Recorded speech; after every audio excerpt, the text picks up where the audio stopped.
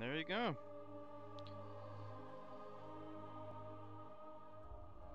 That's Batman Arkham City. I guess I'll do a little review. Um, yeah, this game was critically acclaimed, and I definitely see why. The production values for this game are really, really high, just like, Arkham Asylum. The graphics, the mood, the setting, all the voice work, the writing, even though I have fundamental moral differences with the narrative, it was still written well. It was written like how a Batman uh, story should be written, I guess. But I'll criticize that a little bit later. As a game, though, I don't know. For whatever reason, it was just boring to me. Like, it was, I don't know. I couldn't really get into it. Maybe it's just like one of those games that, you kind of have to, like, it would probably be more fun on a second playthrough. I can't really pinpoint exactly why it was boring for me, but I do remember being kind of bored with Arkham Asylum as well. Compared to that game, honestly, I think I prefer Arkham Asylum. I don't know. I think this kind of game is better as a more linear affair rather than as an open world kind of game. They always try to outdo themselves in sequels, and the next logical choice to make when making a sequel is to make it more non-linear, to make it more open world. And they did create a nice city to explore. But I really do think that this kind of gameplay is just better suited for a more linear progression, more linear gameplay progression, level progression, whatever you want to call it. You have one missed call. Oh, great. Call received 3 hours ago. What is it doing? I'm in the middle of a review.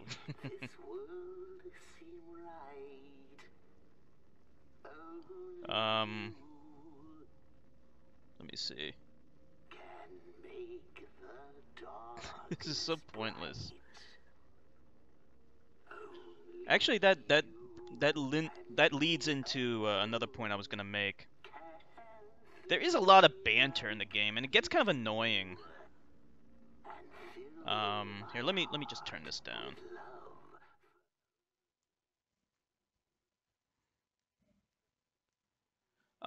Yeah, there's a lot of banter in the game, and it's mostly just inane, and like hearing the thugs like constantly say, "Hey, bats, we're gonna beat you up" and stuff like that. Yeah, that kind of got old really fast, but at the same time, I kind of get it. Um, yeah, the game it's just okay for me. I mean, I wouldn't mind playing it again, but I honestly, it just wasn't really all that fun playing it on the first playthrough. Um, Probably it probably has to do with the fact that since it is an open world game, you're better off just uh, doing a lot of the side missions, which I did not do. So if you stick to the main game and the main story, you'll probably not like it as much. But then again, it kind of goes hand in hand. Like if you're going to be doing the side stuff, you're going to be enjoying the game in the first place. Um, if you stick to the main story, it's not that long of a game. Like I think I beat this game in under 10 hours, and that's fine for me. But that could be a problem for some people. But yeah, like I said, if you do a lot of the side quests, there's actually a lot of content, and you could spend. Jertka said that he spent like 200 hours playing this game, 100% it. That's crazy. Um, but that's not for me. Owly did mention. I think we can turn up the volume again. Ali did mention before that the graphics looked a little repetitive. Like everything kind of looked dull and drab. And even though I do like the graphics, yeah, the Unreal Engine 3 does have that kind of gritty look, which I think is fitting for this kind of game. But yeah, the environments in the game do look a little samey.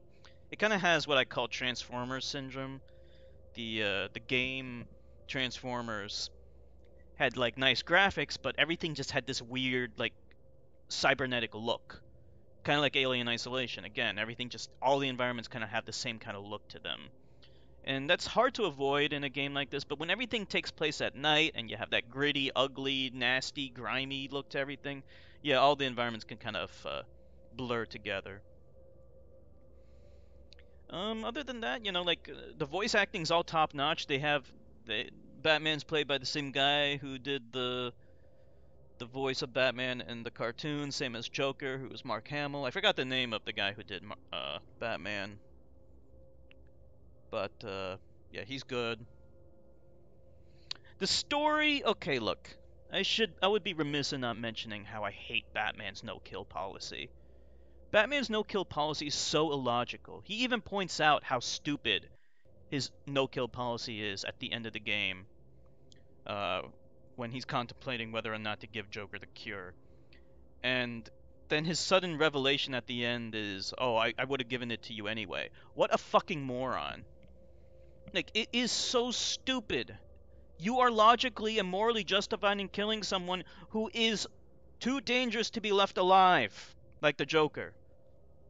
He should have been killed 10 times over because he keeps on escaping and killing more people. And then that's on That's on Batman. Uh, he is then morally culpable, along with the justice system, the Gotham justice system, for constantly not killing someone who's too dangerous to be left alive. Because every time he kills someone else after they already know that he's too dangerous to be left alive, then then it's on them. They are responsible. I get why they do this because then they can have more games and more movies and stuff like that. Also, during the 1940s, there was a big moral outcry from parents. Batman used to kill in the comics before then. He would have been a much more interesting character, and I believe that the new Ben Affleck Batman movie will have a Batman that is uh, um, more willing to kill if necessary, and I hope that's the case. I just wish this game followed suit in that. Instead they did what they did that stupid sanitization. They killed off the Joker, but they kept Batman's hands clean. They made it his fault, and I hate it when cartoons or video games or anime does this. It's the oldest trick in the book. They kill off a bad guy, but they leave the Jesus character, Batman in this case, they leave his hands clean. He wasn't directly responsible for that. And that is the most idiotic thing. I hate it when they do that. It's so unrealistic. And you might say, why are you looking for realism in this? Fuck you, okay? And when it comes to moral character, it matters. You're not evil just because you kill someone who actually deserves to die and you're logically justified in killing them because they're too dangerous to be left alive. So that's why I don't like Batman's character, because of that irrational and illogical no-kill policy that he has. But hopefully that changes in that new Ben Affleck movie. Otherwise, he would be a very interesting character with very interesting stories, because I do like his uh, stories. I like the villains. They're all pretty cool. Much more interesting to me than Superman. And that's all I have to say. So, that's Batman Arkham City.